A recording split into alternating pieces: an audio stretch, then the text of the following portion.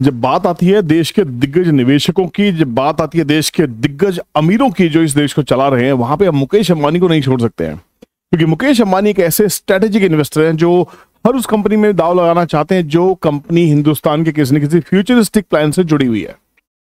इस वीडियो में बात करने वाले एक ऐसी कंपनी की जो हाल फिलहाल में कुछ साल पहले मुकेश अंबानी ने इसको खरीदा है एनसीएलटी से, इसमें पैसा लगाया है और ये कंपनी जो खरीदी गई है वो जेएम फाइनेंशियल की एसेट रिकंस्ट्रक्शन कंपनी के साथ मिलकर खरीदी गई है।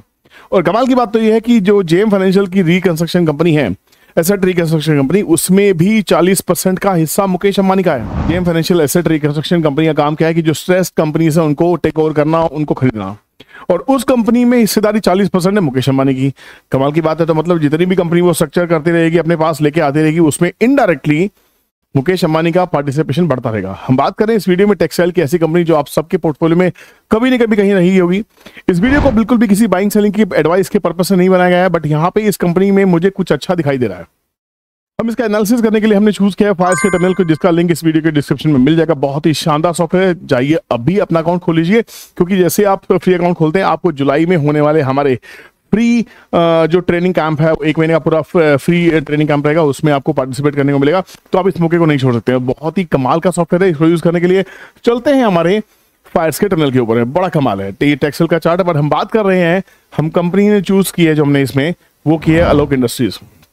बताइए क्या आप लोगों ने इसके ऊपर सट्टा मारा है कभी? सट्टा, क्योंकि आप लोगों को जब बिना स्टडी के इन्वेस्टमेंट करते हैं तो सट्टा ही कहूंगा उसको, मैंने सट्टा मारा होगा आपने। आज हम इसको स्टडी करने वाले हैं। मुझे इसमें ऐसा क्या दिख गया जो आपके सामने मैं लेके आने वाला हूँ। कुछ चीजें मुझे इसमें बहुत प्रॉमिसिंग दिखाई दे रही है। सबसे बड़ी चीज क्या है, इसके टेक्निकल चार्ट क्या बोल रहे हैं। देखिए, फायर्स को यूज करना बहुत आसान है। यहाँ पे बड़ा कमाल की चीज है कि एक बहुत डाउनवर्ड ट्रेंड में ये कंपनी चल रही थी लगातार, और यहाँ पे एक बहुत बढ़िया ब्रेकआउट दिखाई दे रहा है। और ये ब्रेकआउट का जो फॉर्मेशन है वो 25 रुपए के आसपास में दिखाई दे रहा है। तो को ध्यान से देखिए, ये स्टॉक लगातार गिरते हुए 40 रुपए के आसपास से डाउन ट्रेंड को फॉलो करते हुए लगातार स्टॉक गिरा था। यहाँ पे एक छोटा सा ब्रेकआउट दिखाई दे रहा है, और ये ब्रेकआउट सपोर्ट कर रहा है वॉल्यूम के साथ में। ये कमाल की बात है। आरएसआई का सपोर्ट भी यहाँ पे, ये डेली चार्ट है। अगर इसको मंथली चार्ट पे देखेंगे तो आपको सही में समझ में आएगा कि इसके अंदर कुछ शिकारी आ रहे हैं। मैं शिकारी किन्हें कहता हूं? मैं शिकारी कहता हूं जो एक्चुअल में मुझे रतन इंडिया पावर में दिखाई दिए, वही शिकारी मुझे जेपी पावर में दिखाई दिए, वही बहुत सारी कंपनीज में मुझे दिखाई दिए, वही शिकारी मुझे अब यहाँ दिखाई दे रहे हैं। अब आप कहेंगे इसमें ज्यादा खास क्या दिखाई दे रहा है? इसमें वही चीजें मुझे दिखाई दे रही है, वही चार्ट पैटर्न मुझे दिख रहा है जो मुझे जेपी पावर में दिखा 7 रुपए के ऊपर में, वही पैटर्न जो मुझे 7-8 रुपए के आसपास में मुझे रतन इंडिया पावर में दिखाई दिया। बहुत क्रिटिसाइज किया, भाई छोटे स्टॉक्स के ऊपर वीडियो मत बनाया करो। अरे हिंदुस्तान में कितने लोग हैं जो 1000, 2000, 5000 रुपए का शेयर खरीद सकते हैं? कितने लोग एचएल खरीद सकते हैं?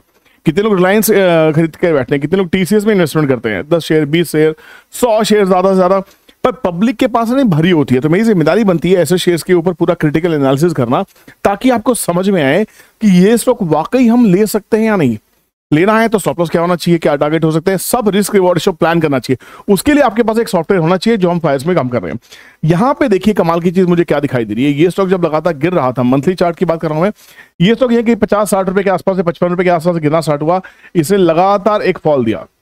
ये फॉल देने के बाद में ये स्टॉक ने यहाँ पे एक ब्रेकआउट दिया 17 रुपए के आसपास में। तो 17-18 रुपए के आसपास में इसी कंसोलिडेशन हुई, 16-17 रुपए के आसपास में कंसोलिडेशन के बाद में ब्रेकआउट हुआ। पर ये ब्रेकआउट फेक है या सही है, ये आपको दिखाई देगा यहां से।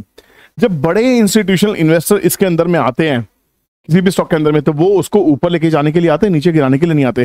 चीजें फेक भी हो सकती हैं, वो 10%, 5% के आसपास मार्जिन आपको रखना पड़ेगा अगर कोई चीज फ्रॉड हो जाती है, फेक हो जाती है।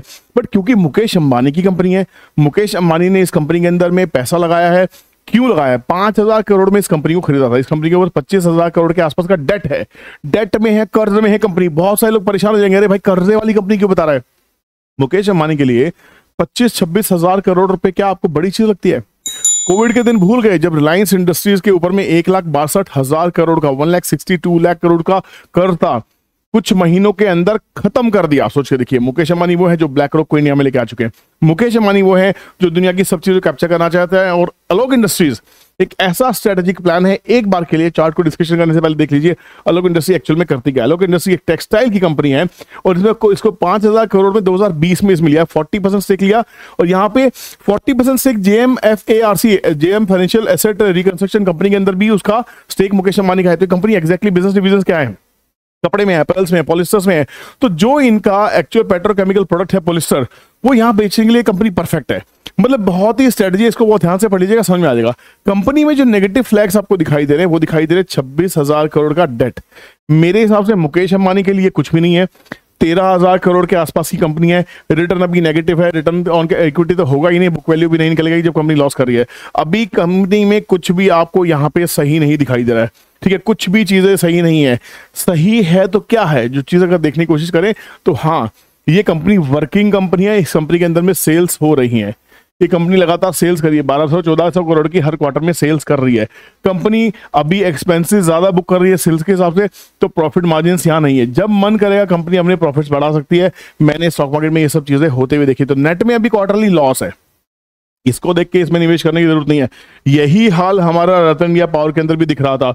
जेपी पावर एक अलग चीज थी, वहां नहीं था। अब यहाँ पे 2020 में मुकेश अंबानी ने इस कंपनी को खरीदा था 5,000 करोड़ के आसपास में, 40% की हिस्सेदारी इसमें ली थी और 34.99% की हिस्सेदारी एसेट मैनेजमेंट कंपनी जो जेएम फाइनेंशियल्स की उसकी है, और उसके अंदर में 40% का स्टेक मुकेश अंबानी का। तो सब चीजें बहुत ही प्लान्ड तरीके से चल रही है। हो सकता है मुकेश अंबानी ने इसको इसलिए प्लान किया हो क्योंकि जब अपैरल्स की बात हो रही है, फैशन की बात हो रही है, टेक्सटाइल्स की बात हो रही है, तो भैया ये रिटेल से जुड़ा हुआ काम है। रिलायंस ने जियो लॉन्च किया, मोबाइल कनेक्शन लॉन्च किए आप और हम तक पहुंचने के लिए। जियो मार्ट लेके आ रहे हैं आप और हम तक पहुंचने के लिए। आप सोच के देखिए, बात बिग बाजार को एक्वायर होने की एक बार एक टाइम पे हो रही थी, किस लिए? आप तक पहुंचने के लिए। अब कहानी क्या है? कहानी है कि जियो फाइनेंशियल्स आया है। जियो फाइनेंशियल्स क्यों आया है? आप तो हम तक पहुंचने के लिए।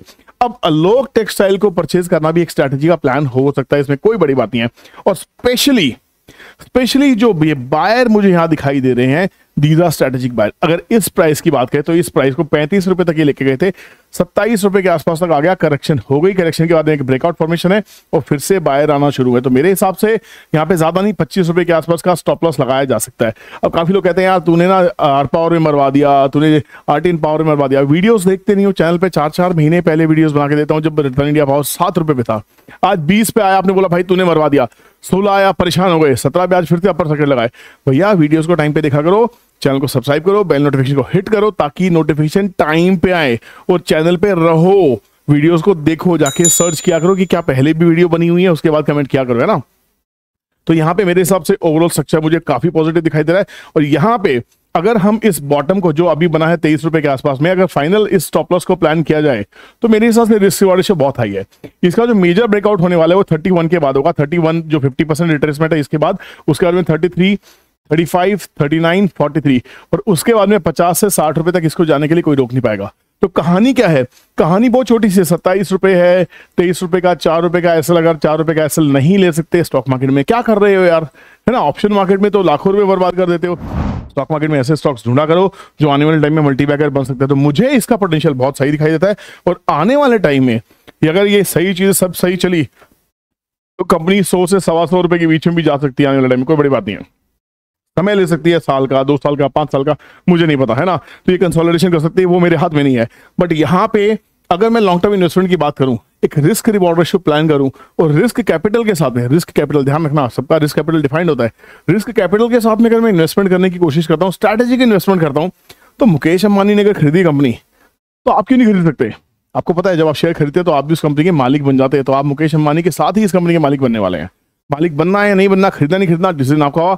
मुझे इस वीडियो को बनाने के भाई कोई पैसे नहीं मिले हैं, तो प्लीज अगर आपको कोई बताए कि भैया मुझे पैसे मिले, मुझे भी मेरा स्क्रीनशॉट भेज देना, मुझे बड़ा मजा आने वाला है। उम्मीद करता हूँ वीडियो पसंद आई होगी, कंटेंट अच्छा लगा, इंटरेस्टिंग लगा तो प्लीज लाइक कीजिए और दोस्तों में शेयर करना मत भूलेगा। चैनल पे प्यार देने के लिए बहुत बहुत शुक्रिया। Thank you so much. मिलते हैं किसी नेक्स्ट वीडियो में, तब तक के लिए टेक केयर, बाय बाय, जय हिंद।